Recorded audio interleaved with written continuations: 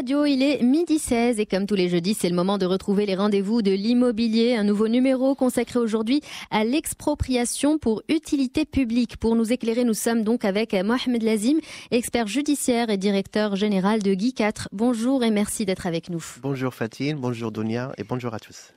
Alors avant de vous laisser la parole, Dunia, je rappelle que vous pouvez réagir et poser vos questions sur l'application Lux Radio. Bonjour Mohamed Lazim. Alors on peut déjà prévenir nos auditeurs que ce sujet, l'expropriation pour utilité publique, fera l'objet de 2 numéros puisque c'est encore une fois un vaste sujet que nous allons aborder aujourd'hui. Et d'ailleurs pour commencer cette question, quels sont justement les textes juridiques qui organisent l'expropriation ? Alors, Dunia, l'expropriation pour utilité publique, en arabe, ce qu'on appelle نزع الملكية من أجل المنفعة العامة. Alors, donc il y a 4 phases concernant les textes, donc concernant l'organisation des textes juridiques. Donc il y a la phase avant 1914, il y a la phase entre 1914 et 1951, et il y a la phase entre 1951 et 1983. Ou bien 82, la 83 c'est la date de publication, et après le 1983. Alors, je m'explique. Donc, la procédure moderne de l'expropriation a fait son apparition dans l'acte général de la conférence d'Algésiras en 1906, qui invitait le sultan à l'époque à édicter une réglementation reposant sur le principe de l'indemnisation des propriétaires avant toute déposition par le but d'utilité publique. Et l'expropriation fut régie temporairement par une circulaire du grand vizir, Sadr al-Adam, en 1912.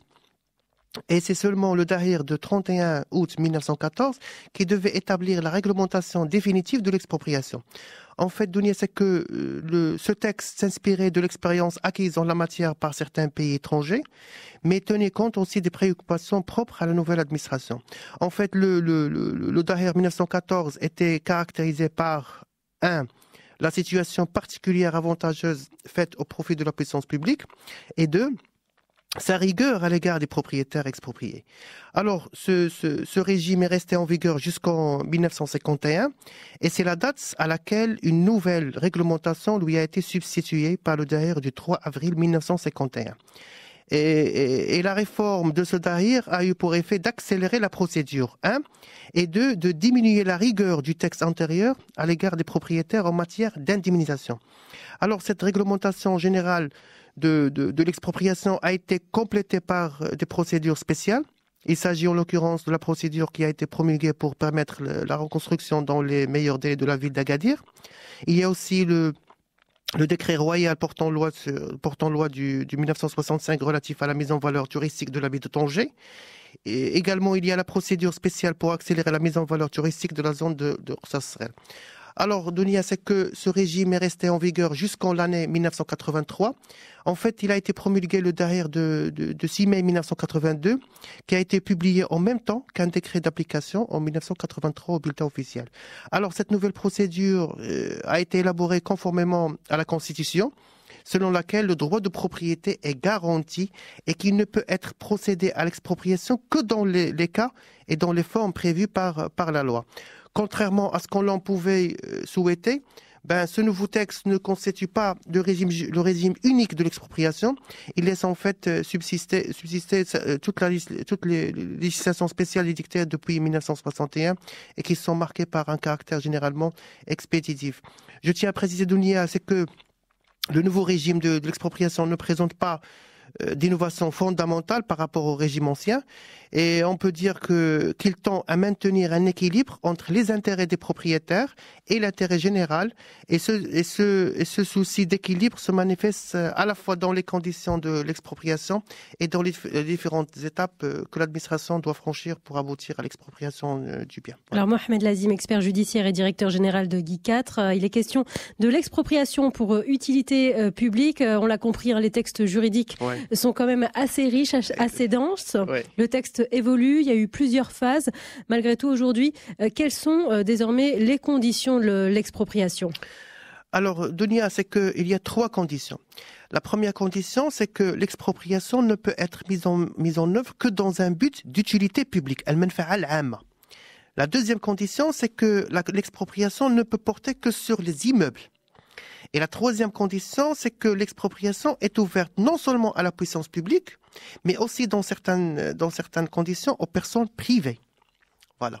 D'accord. Alors quand on parle d'expropriation pour utilité publique, est-ce que vous pouvez nous expliquer justement ce terme d'utilité publique ? Alors, Dounia, l'expropriation n'est justifiée que dans la mesure où l'opération envisagée a un but d'utilité publique, mais la notion d'utilité publique est conçue d'une façon extrêmement large. Par exemple, en France, la conception initiale était très restrictive. Et au Maroc, il en est de même, au moins avant l'édiction de la procédure moderne de l'expropriation. En fait, Dounia, c'est que dans une consultation donnée à la demande du sultan, après la conférence d'El Géziras, le conseil des ulama affirmait que l'expropriation n'était possible que dans deux cas. Le premier cas, c'est pour élargir une rue, et le deuxième cas, c'est pour construire une mosquée. Et cette conception n'était évidemment pas compatible avec les projets d'équipement du pays qui étaient alors envisagés. Donc à ce titre, je peux donner quelques exemples. C'est que, par exemple, l'article 3 du Daher de 1951, qui donnait un certain nombre d'exemples des opérations et travaux de nature à justifier une déclaration d'utilité publique. Il y a aussi le texte de 1982 qui se borne à affirmer que le droit d'exproprier est ouvert en vue d'entreprendre des travaux et opérations déclarées d'utilité publique.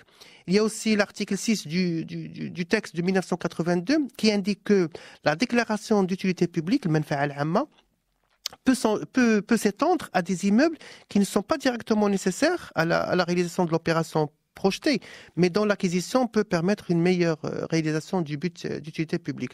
Et par conséquent, c'est que le but d'utilité publique est entendu d'une façon très large et son évolution n'est certainement pas arrêtée. Voilà. Très bien. Alors Mohamed Lazim, je rappelle que vous êtes expert judiciaire et directeur général de Guy 4. Il est question aujourd'hui de l'expropriation pour utilité publique et vous pouvez bien sûr réagir et poser vos questions sur l'application Lux Radio. On a d'ailleurs une question d'un de nos auditeurs qui vous demande, Mohamed Lazim, est-ce que justement la tentative d'accord amiable est obligatoire ? Alors, une question technique. Oui. Alors, la tentative d'accord à l'amiable subsiste dans la nouvelle procédure, mais elle change de caractère. En fait, c'est qu'elle était obligatoire en 1951, mais désormais, elle est facultative.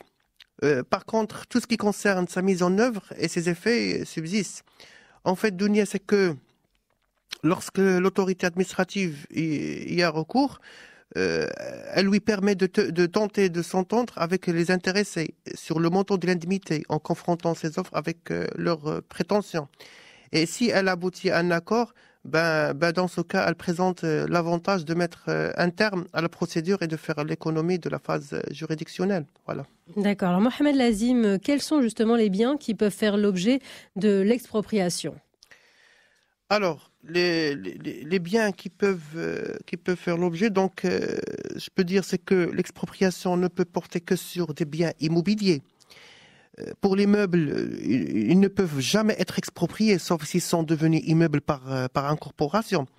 Et l'expropriation Dounia, c'est qu'elle n'est pas limitée au droit de propriété, mais elle peut, d'une manière générale, permettre l'acquisition de tous les droits portant sur les biens immobiliers. Par contre, certains immeubles échappent au champ d'application de l'expropriation. En fait, c'est par les textes juridiques.